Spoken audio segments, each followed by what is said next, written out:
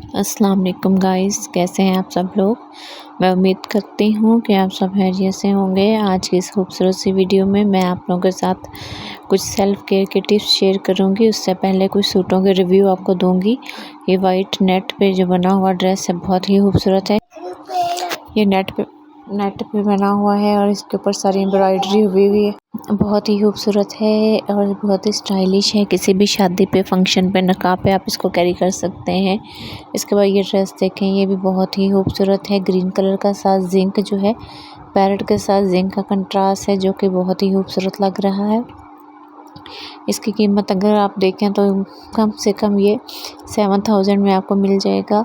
अगर आपको लोगों को ये ड्रेस पसंद आया है तो कमेंट सेक्शन में बता दें या ऑर्डर बुक करवा लें, मैं आप लोगों को भेज दूँगी।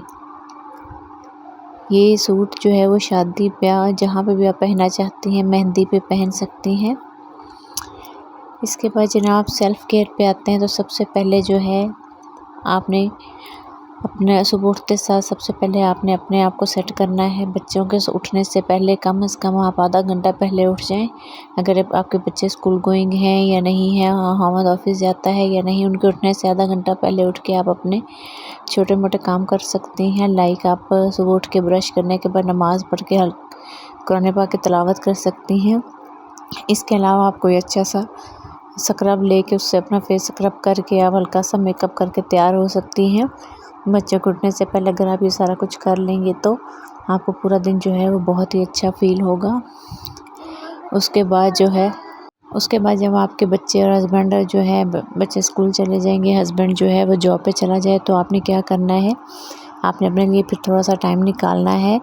चाहे आप अपनी रूटीन किसी पेज पे लिख के रख लें कि आपने वीक में क्या क्या अपने फेस पे, हाथों पे, पाँव पे अप्लाई करना है। आप कैटेगराइज कर लें कि आपने मंडे और ट्यूसडे जो है वो फेस को देने हैं, वेडनेसडे थर्सडे जो है वो हैंड एंड फीट को देने हैं। फिर यही रूटीन आपने दोबारा दोहरानी है।